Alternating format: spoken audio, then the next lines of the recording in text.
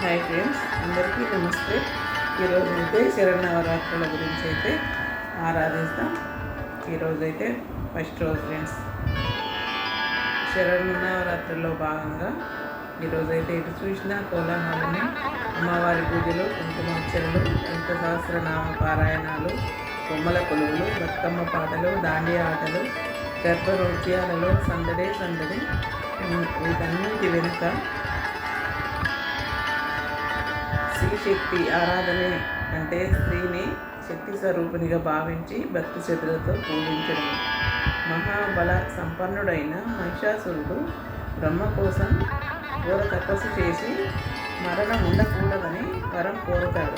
పుట్టిన వాళ్ళు గిట్టక తప్పదు అని కుదరదని బ్రహ్మదేవుడు ఆజ్ఞాపిస్తాడు.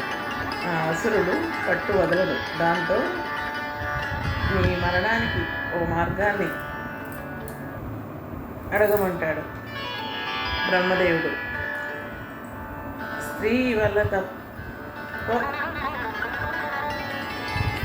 అవలగా భావించి ఆమె వల్ల ఎలాంటి ప్రమాదము ఉండదనుకొని పురుషుల చేతిలో మరణం లేకుండా చేయమని అడుగుతాడు.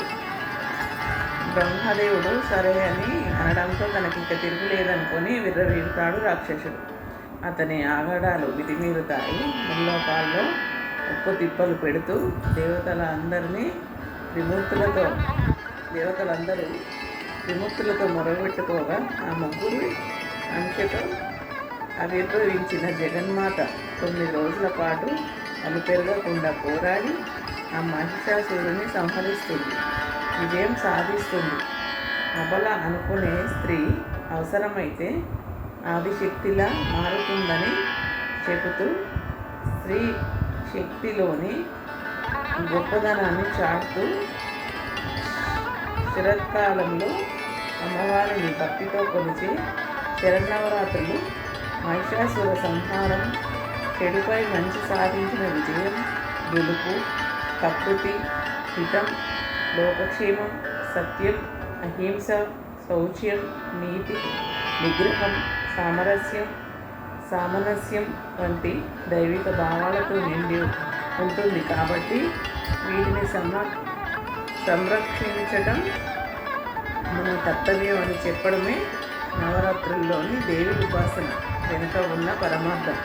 దుష్ట సంహారం కోసం ఆదిశక్తి 9 రూపాలు ధరించింది అన్నది పౌరాణిక కథనం.